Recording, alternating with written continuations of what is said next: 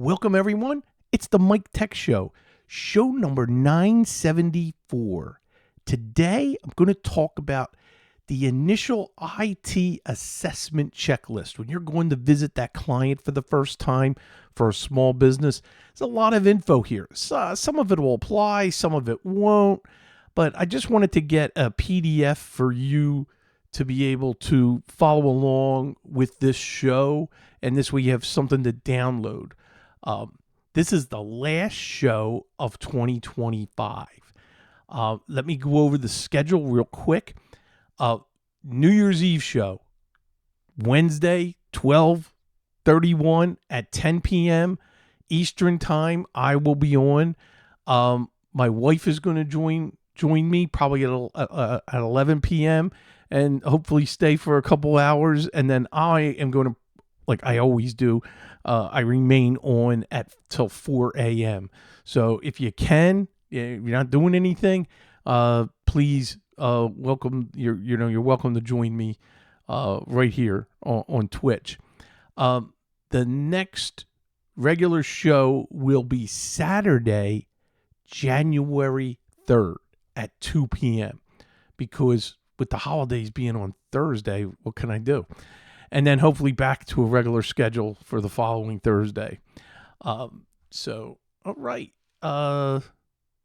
Get your favorite beverage and hang back. Today's show is brought to you by Instant House Call. Go to the main site, MikeNation.net. Click on the orange link. And there you're going to see all the info.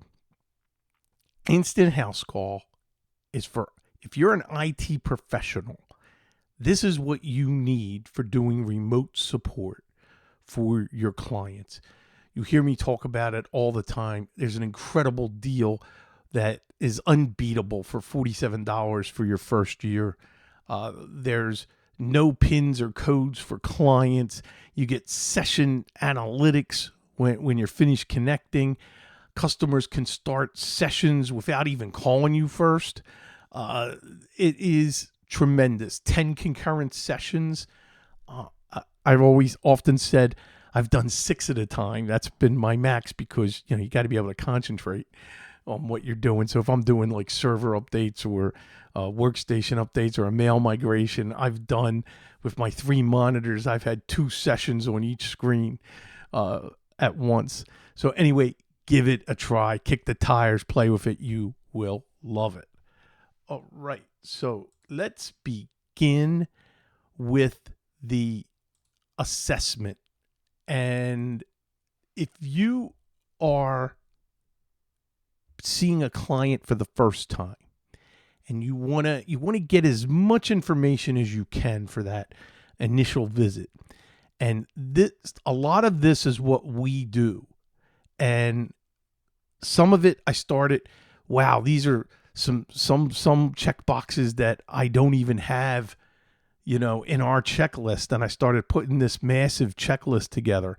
But certainly this is just for your guidance, and, mileage varies. So, you can, of course, adjust it to your own. And there might be things here that you like that you never thought of, or there might be some things, if I'm missing something, hey, follow up, email me, MikeTechShow@gmail.com. So the first thing you want to have is your client's name, their site, the date, the address. Then I have here the number of employees and endpoints counted. Always want to know how many computers. Then, is there a critical line of business apps identified? If it's a dental office, is it Dentrix or EagleSoft?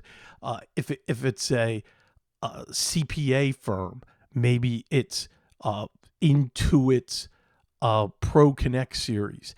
Maybe it's an attorney and you want to find out what are their applications. It may be Neos or something to that effect. Now, are there remote workers, satellite offices? Get everything documented. How many offices? How many people in each of those offices? That could be quite a bit of information if it's a bigger company. Are there compliance requirements? You want to know, do they fall under HIPAA, PCI because they take credit cards, or FINRA because they're in the financial industry. That's the business context. Next, what do they have for existing documentation? Do they have any network diagrams provided? Maybe the previous IT, maybe they have it. They did it in-house. If not, then you're going to need to connect and get details. And I have 2 programs that's going to help you that we run all the time on that first visit to get as much information as possible from each workstation and the network itself. So there's going to be 2 programs that I'm going to have links to that I'm going to talk about. Now, ISP details. What I like is asking for an existing copy of their latest bill. Their phone bill, maybe it's not with their ISP. So you want to make sure you get details. What about their domain? Now, this is stuff I like to look at beforehand. One of the things that I will do is go to it's a viewdns.info, and there you have everything at your disposal. Put the domain in, get an idea of their DNS. Where is it registered? So there's a who is right there. I'll go to mxtoolbox.com and run the domain. Who's their email provider? Because then I have follow-up questions. Are you happy with your email provider? So, domain registrar, do they have access to where it's registered? So if you found out it's listed at GoDaddy, be ready to ask, hey, do you have GoDaddy's credentials? Next, hardware and software inventory, if any. This is where we run the program SIW. And I am going to bring that up right now. SIW is the ultimate system information tool for Windows. I'm not sure of their current pricing, but I will say this. I bought this tool, and I've talked about it a long time ago, and I paid a flat fee for a lifetime access for the technician's license. So I can use this on as many computers as possible. It runs very, very quickly. And what you can do is just run it, and then you can save. It's an HTML file that you run. It will get you everything you want.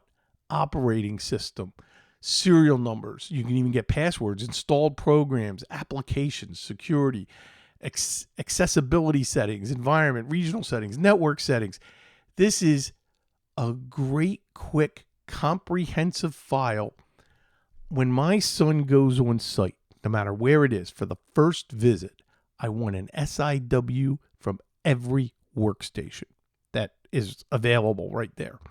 So we'll quickly get all of that info, and that's gtopala, GTOPALA.com, and you can check that out. I think it's worth it to be able to get all that, because then I'll collect and we'll review those HTMLs and we'll see, okay, well, wow, it's Windows 10. Oh, they have this size hard drive in there. Oh, it's mechanical. You'll know whether it's an SSD, whether it's mechanical. Great, great listing of info. I know BellArc is free, and this is 10 times deeper for an analysis than some of the free utilities that are out there. So we use SIW.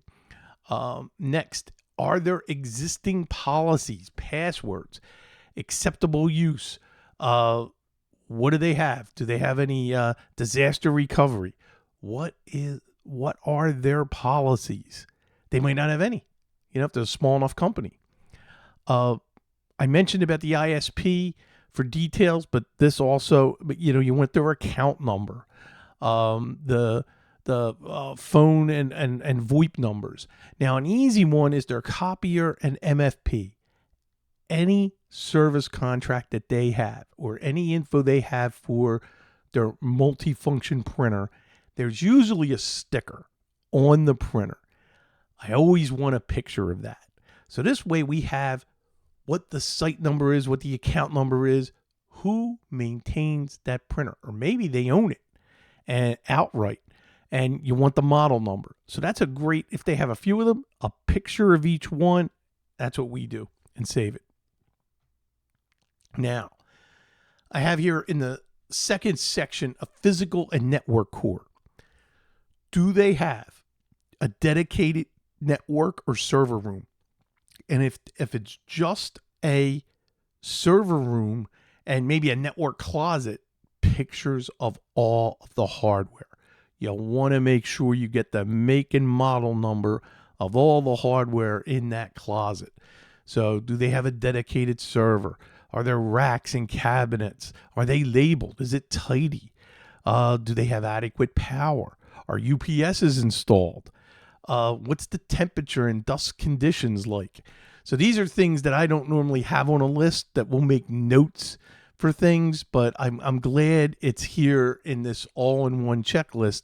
So you know, how does it look? Are we in for a big cleanup or not? Internet and WAN. So what do they have? What's the make and model of their ONT, the router? And this would go along with who do they have. Start talking about backups. So what do they have for a backup WAN? Is it possible they have one? Most of the clients we have don't, and then sometime down the road, we put one in. So network hardware, main firewall, router, get the make and model, all switches, wireless access points. So then you can at least check out, where do you stand with the firmware. You'll be able to see are some of these products end of life or not.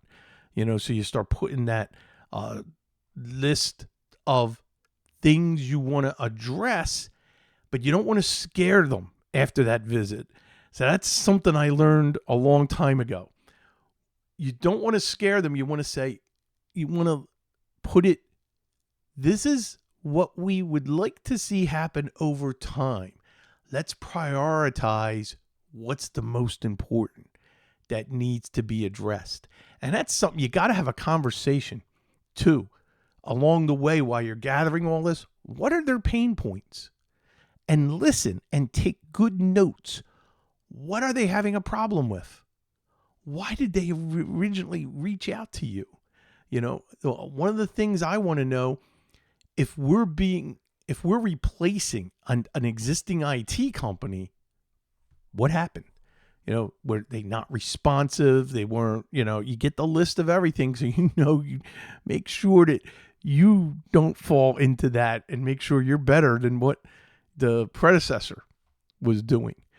Do they have static IP addresses? Let's keep going with the internet and WAN and hardware.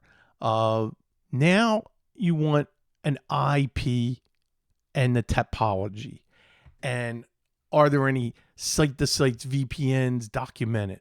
The DNS servers configured and documented. This is if they definitely have a server platform, and you want to get, and you'll get access to that because they will give you access. Because if it's a physical server, you want to have your USB stick with SIW, you want to put it in and you want to run it. But there's another program that we run, and this is going to be in the show notes, and it's the Newt Professional Network Inventory.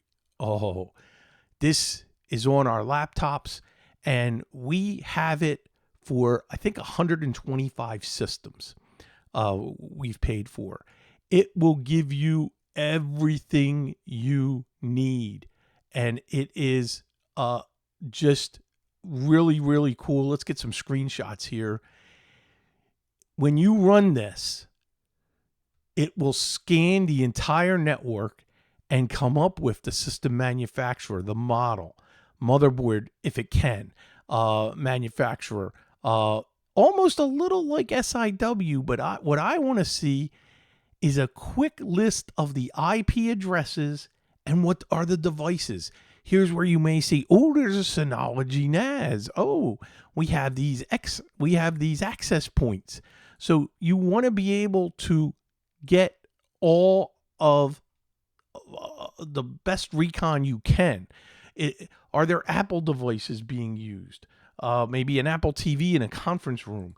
This is a great find. It just takes a quick couple minutes. It does the scan, and you can save that info. So you can do it, file, save as, you get the whole report saved, and now we can look at that later and analyze for the different devices. Highly, highly recommend, something to do. If you have an example of the Malwarebytes Tech Bench Toolkit, if you're still getting that, which we do, there's a network scan in there that gives you a quick scan, and you can export it to a text file.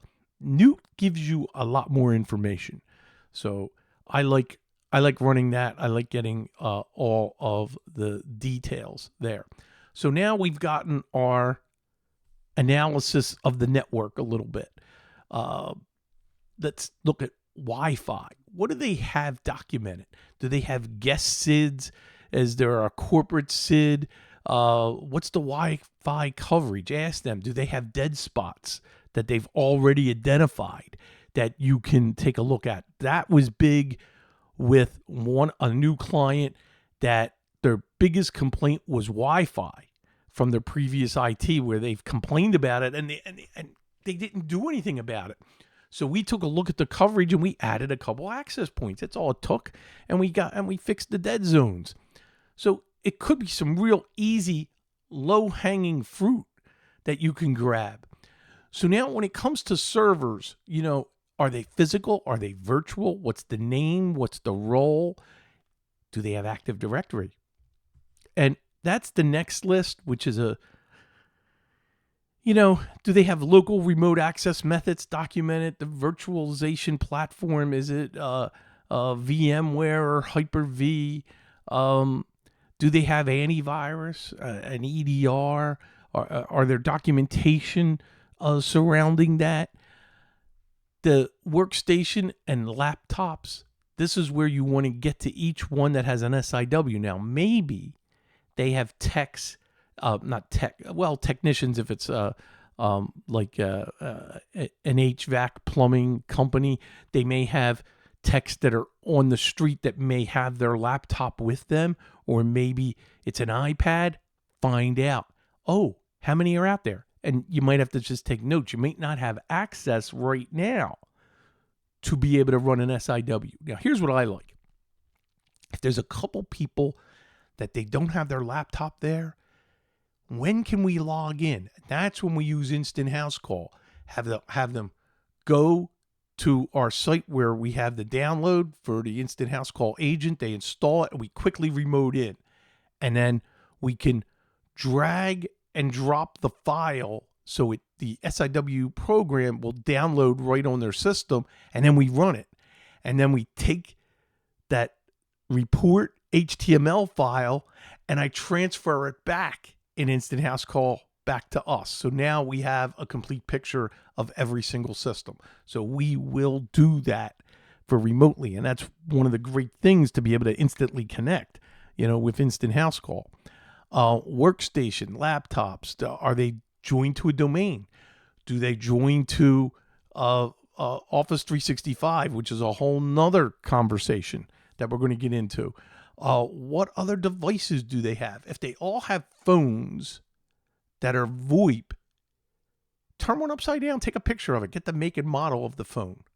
And we're probably going to get a lot of that on the network discovery in Newt. So we'll get a lot of that information. You have to have the conversation of security and backups.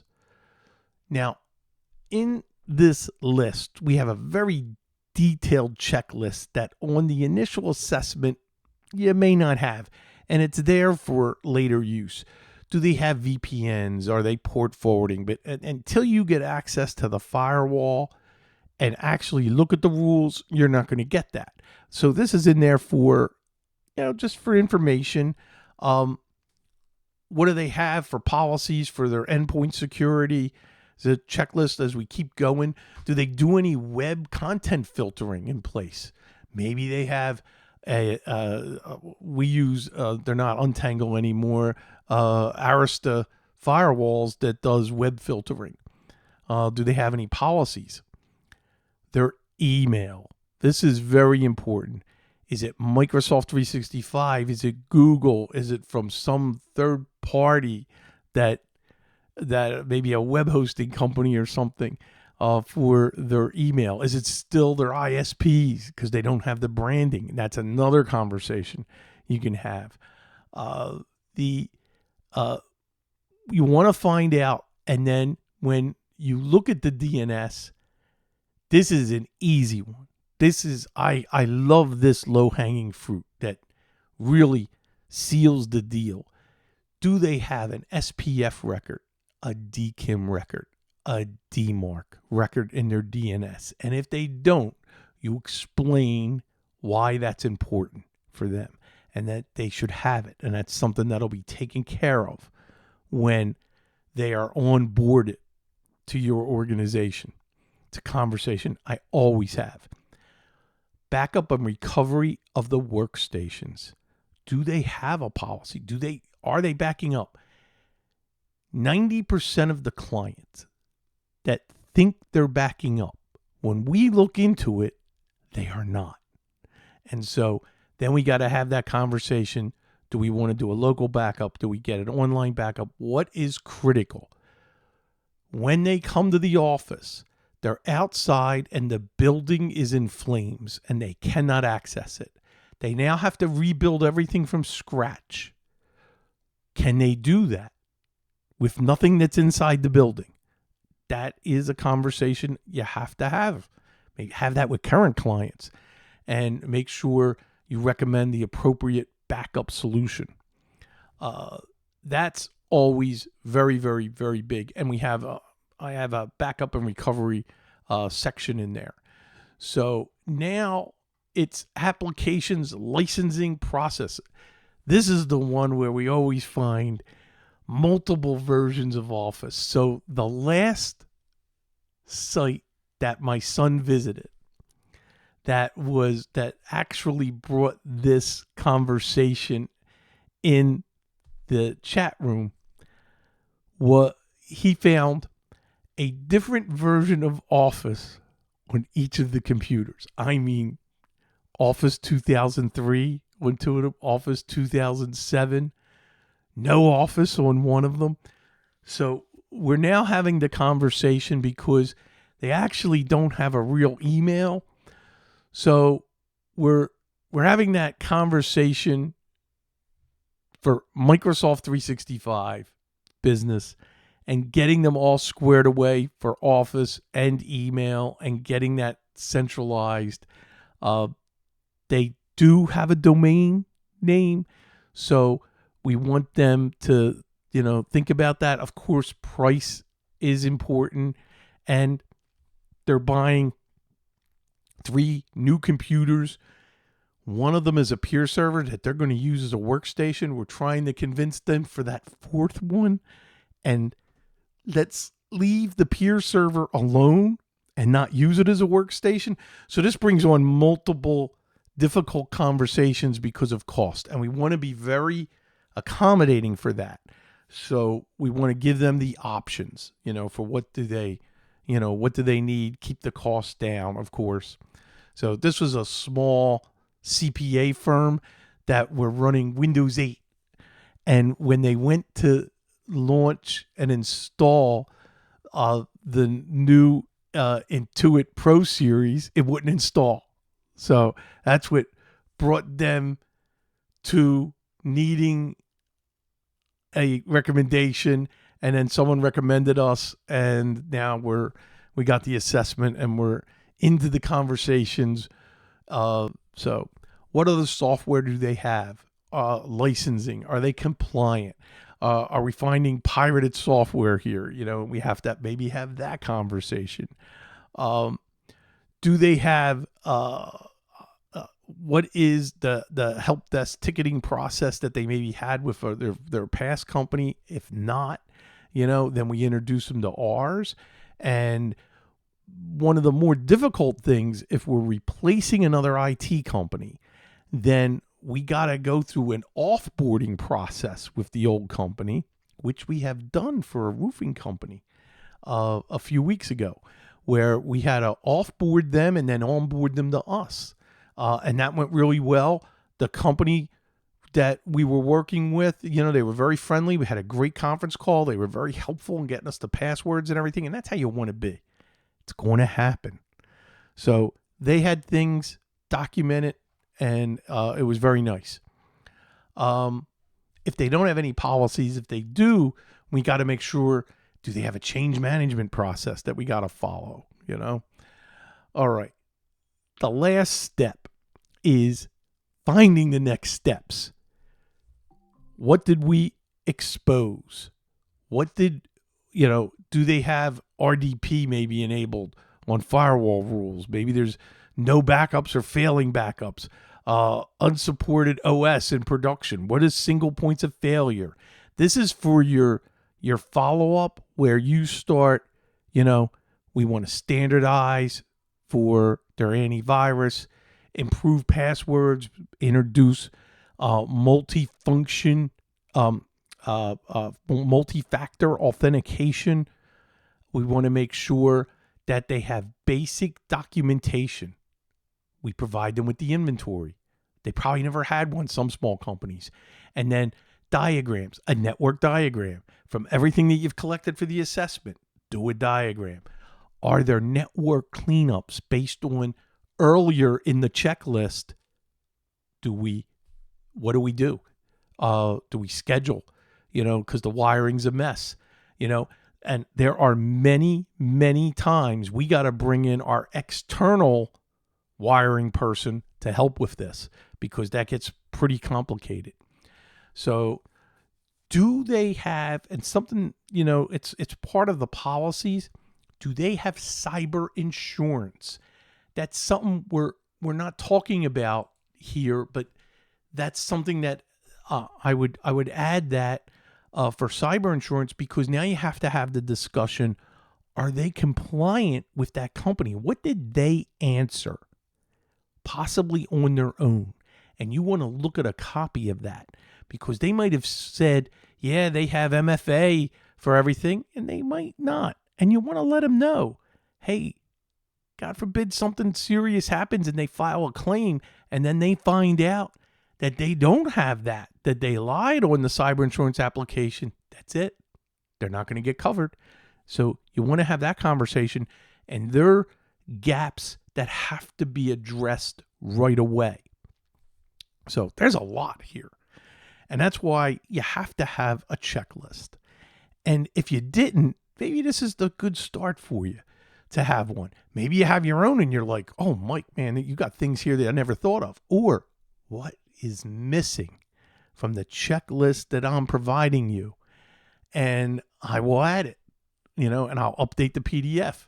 And then I'll let, won't do a whole show on it, but I'll let you know, hey, that assessment PDF has been updated.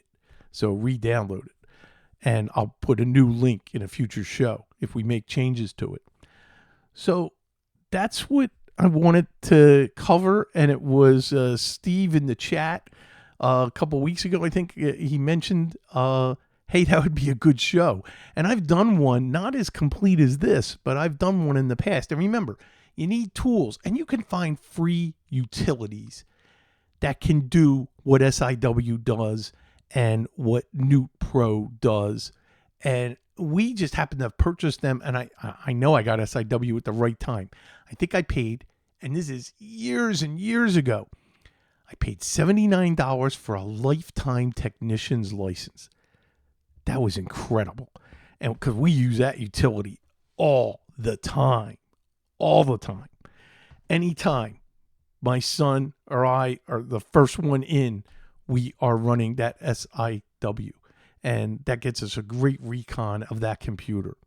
And then I make a report of that and send it to the owner and the person we're talking about, because it adds to the professionalism of your organization. Even if you're a one-man shop, you want to look good when you're communicating with a potential client or a client that you're just onboarding. Make them feel good, make them feel comfortable that they made the right decision with picking you. And they're going to know that just by the questions that you're asking for all of this, because no one has probably asked them all of this. So I hope this helps. I hope it helps you get business. I hope it helps you close deals, which is what you want to do to make money and continue to make money. Maybe this is your New Year's resolution for going forward for clients. More assessment, the info. Get the info on a potential client. Put together a report of recommendations. Don't scare them. You just got to let them know, hey, we're going to prioritize. But the most important thing, yes, you're asking a lot of questions. You got to listen. What are their pain points? Why were they unhappy? And you want to make them happy. So you need to understand. Maybe it's as simple as that, hey, they can't print, and they're having trouble. Okay, let's address that first thing. Let's make sure they can print. An example. New client down here in St. Pete. And I'm doing this in a partnership with another MSP back up north. They have just 2 systems and they can't print. That's why I went on site. And I kid you not, the one couldn't print because the USB cable slipped out of the printer. It was just slipped out enough that was causing the print problem. But me being on site, I was able to figure that out fairly quickly. Then next, the other person just needed the driver updated. And updated the driver, boom, boom, boom, boom. They're printing and scanning. They're happy. Now it's assessment time since it was the first time I was on site. I'm running an SIW. I see a laptop sitting off the side. I said, give me that. Let's turn it on. I want to get an SIW. I run my new Pro. I get everything on the network real quick. A lot of that list I was able to generate without even asking questions. Since I was there, I was on site, and I was able to get everything. A lot. So it was a good recon and solving what their initial problem was. And now they are happy, happy, happy. And then we can go forth and address all the other good things that we want to do. I hope that you had a great holiday, whether it was Hanukkah, Christmas. This is the Saturday after Christmas. It's December 27th. I'm recording this, and I look forward to, many, many, many more years, hopefully, God willing. And New Year's Eve, join me, and my wife's going to be joining me 10 p.m. Eastern time on Wednesday night, and we ring in the new year across the country. If you're available, you're not doing anything, join us. Going to play lots of music. Going to be playing some vinyl, taking turns, picking songs that we're going to play. I want to alternate the playlist from the chat room, then a choice from me, and you're going to get a choice from my wife that is going to be very, very different on the selection on music. So we do not have the same musical interest, which is great. Let's put it this way. I will share a Christmas present because now it's after Christmas. My wife loves Barry Manilow, and his last concert is scheduled for January 8th down here in Tampa. In her stocking, I had 2 tickets, one for me and one for her. And because of her knee issue and everything, I made sure I had the right seat, and I figured I would go just to help her just in case. And then what happens? They discover cancer. They hope they got it quickly, and it's rescheduled for February. But Barry's they're going to go in and I think remove it. It's supposed to be pretty easy. So Godspeed, and we wish him well, Barry, so he can come back and make his dates in February. So that's an example of music, and that was a Christmas gift that I had purchased for her. Her next big thing is Josh Groban, and he just announced a tour. That's another set of gifts that I can give. So they're her 2 favorite artists. Now me, you know me if you follow and listen in the post shows. I am a Pearl Jam, Smashing Pumpkins, Green Day, fan. So that's it. I hope everybody has a great new year. Hope you had a great holiday, safe holiday. Don't forget, follow me on YouTube. Subscribe to the video for the show.